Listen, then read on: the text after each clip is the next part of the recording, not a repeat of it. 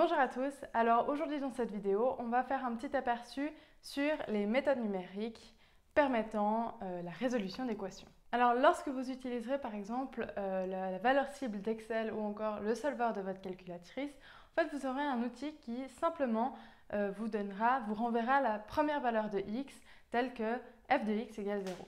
Alors il existe pas mal de méthodes différentes afin de pouvoir calculer les solutions d'une équation. Et dans cette vidéo, je vais vous en présenter 6, sans entrer trop dans les détails, mais juste en vous montrant un peu le principe. Alors évidemment, chacune de ces méthodes aura ses avantages et ses inconvénients, mais ici je ne vais pas en parler parce que ce ne sera pas l'objet de cette vidéo. Donc le problème c'est le suivant, on a une fonction continue sur un intervalle AB avec f de A fois f de B qui est plus petit que 0. Donc ça, qu'est-ce que ça veut dire? Ça veut dire tout simplement que entre l'intervalle A et B, la fonction va croiser l'axe des x. Donc comme par exemple ici, entre A et B, on voit bien que la fonction a un 0, ou comme ici aussi, entre A et B, ça croise l'axe des x, du coup la fonction a aussi un 0. Donc maintenant, l'objet de cette vidéo, ça va être de savoir où est-ce que cette fonction va croiser l'axe des x, donc c'est-à-dire quels sont les zéros de cette fonction. Alors la première méthode que l'on va pouvoir utiliser, c'est celle de l'interpolation linéaire. Alors comme on peut le voir sur ce graphique-là, donc on a notre fonction en noir avec notre intervalle AB et notre 0 qu'on a mis en rouge ici. Alors l'interpolation linéaire, ce qu'on va faire, c'est qu'on va calculer ce que vaut f de A, on va trouver un point ici, et ce que vaut f de B, on va trouver un point ici, là. Et on va relier ces deux points ensemble pour tracer ensuite une droite. Et puis, on va trouver l'intersection de cette droite avec l'axe des x qui va nous donner une valeur approchée du 0 de la fonction. Donc, les calculs qu'on va faire, on va les poser de cette manière-là. On va dire que f de A va sur A, que 0 va sur ce qu'on cherche, et f de B va sur B, ou on peut aussi le poser de cette manière. Donc, je ne vais pas ici vous montrer comment calculer ça, mais je vous renvoie sur une vidéo que j'ai faite précédemment qui vous montre comment calculer une interpolation linéaire. La deuxième méthode, c'est celle de la bisection ou dite de dichotomie. Donc en fait, cette méthode, elle consiste à deviner un nombre dont on vous donne juste l'info de savoir si ce nombre, en fait, il est plus petit ou plus grand. Donc en fait, c'est un petit peu comme le jeu du juste prix. Si on voit que notre 0, il est trop petit, ça va nous dire « Ah, il faut prendre un nombre plus grand ». Donc cette méthode, en quoi elle consiste? Donc vous avez, comme tout à l'heure, notre graphe avec notre fonction ici, notre intervalle AB. Alors ce qu'on va commencer par faire, ça va être de calculer C qui est égal à A plus B divisé par 2. Donc en fait, on va couper l'intervalle AB en sa moitié et ça va nous donner C. Ensuite, on va regarder est-ce que f de A fois f de C est plus petit que 0. Donc en fait, est-ce que la fonction va couper l'intervalle AC? Si c'est le cas, alors on peut poser que B est égal à C. Donc ici, le B, on va le mettre ici à la place du C. Si ça, c'est pas le cas, on va regarder si f de A fois f de C est plus grand que 0. Alors, dans ce cas-là, si f de A fois f de C est plus grand que 0, alors A est égal à C. Donc, on va déplacer le A ici. Ensuite, lorsqu'on a fait tout ça une fois, on va le répéter autant de fois qu'il faut jusqu'à ce que l'on obtienne la précision souhaitée. La troisième méthode qui peut être utilisée, c'est la méthode de Newton. Alors là, comme vous le voyez, on a toujours notre intervalle AB, notre fonction qui est en noir ici, et puis le 0 qu'on cherche qui est en rouge. Alors ce qu'on va commencer par faire, c'est qu'on va prendre un point entre l'intervalle A et B. Donc ici, par exemple, on va prendre x0 qui est ici. Et ce qu'on va faire, c'est qu'on va tracer la tangente au point f de x0. Donc ici, on a notre point f de x0. On va tracer la tangente. Et puis, l'intersection de la tangente et de l'axe des x, ça va nous donner notre nouveau point x1. Pareil, on va trouver f de x1, on trace la tangente, on regarde l'intersection de la tangente et de l'axe des x, ça nous donne x2, etc. x2, f de x2, tangente, ça nous donne après x3.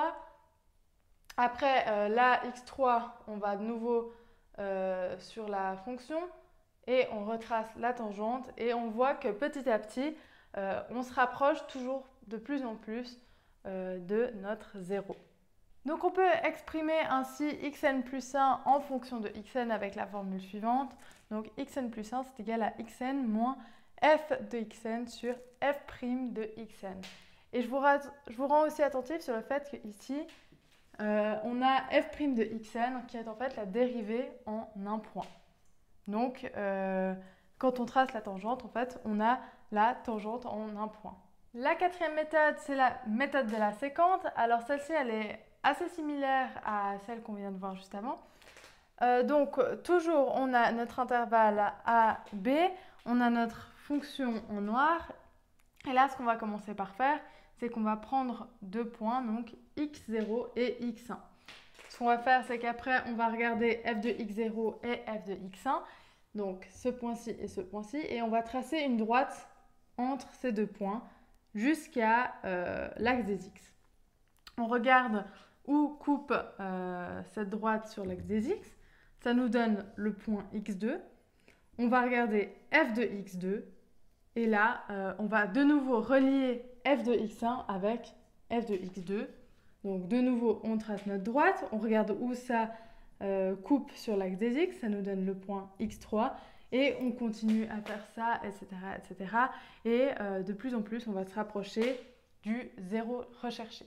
Ici, on peut donc de nouveau exprimer xn plus 1 en fonction de xn et de xn-1 avec la formule suivante. Donc xn plus 1, c'est égal à xn moins f de xn sur f de xn moins f de xn-1 divisé par xn moins xn-1.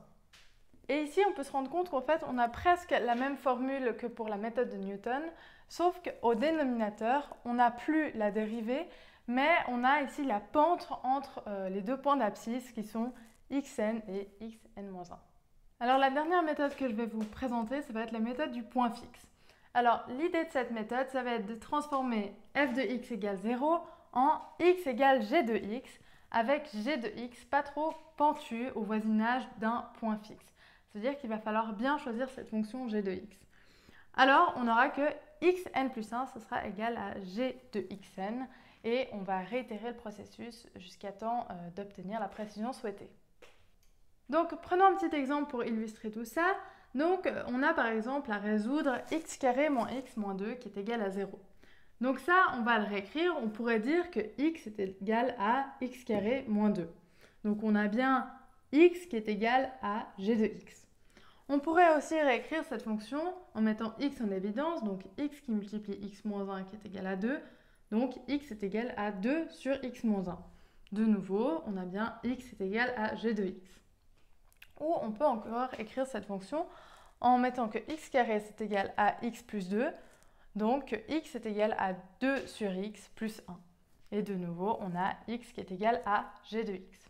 Maintenant, ce qu'il faut faire, c'est qu'il faut s'assurer que la fonction g elle ne soit pas trop pentue au voisinage d'un point fixe. Et on va se rendre compte qu'en fait, ici, la fonction g, elle n'était pas forcément adéquate parce qu'elle va être trop pentue. Après ça, vous aurez le choix de résoudre cette petite équation de manière soit algébrique, soit géométrique. Je ne vais pas le développer ici, mais je vous mets des liens en description si ça vous intéresse. Alors maintenant, la question qu'on pourrait se poser, alors quelle est la méthode qu'utilise par exemple le solver d'une calculatrice ou bien la valeur cible d'Excel? En fait, c'est difficile de savoir la méthode utilisée car chaque fabricant a un peu son secret commercial. Donc ça veut dire que HP, Casio, Texas Instruments, Microsoft, etc. ne vont pas utiliser les mêmes méthodes et ne vont pas dire laquelle ils utilisent. Mais après quelques recherches sur le net, il semblerait quand même que Texas Instruments utiliserait la méthode de Brent-Dekker, qui est en fait un mix entre trois méthodes, donc la méthode de la séquente, de la bisection et de l'interpolation quadratique inverse, dont tous les liens sont en description si ça vous intéresse. Encore, pour finir, j'aimerais juste ajouter que toutes ces méthodes, vous pouvez bien évidemment toutes les programmer et puis les faire fonctionner récursivement sur Excel, si vous voulez voir comment elles évoluent. Et puis, vous pouvez aussi toutes les faire à la main si vous en avez le temps. Donc voilà, cette vidéo est maintenant terminée. J'espère qu'elle vous aura plu et si c'est le cas, je vous invite à consulter le site promat.ch et aussi à vous abonner à la chaîne. Merci à tous d'avoir regardé cette vidéo.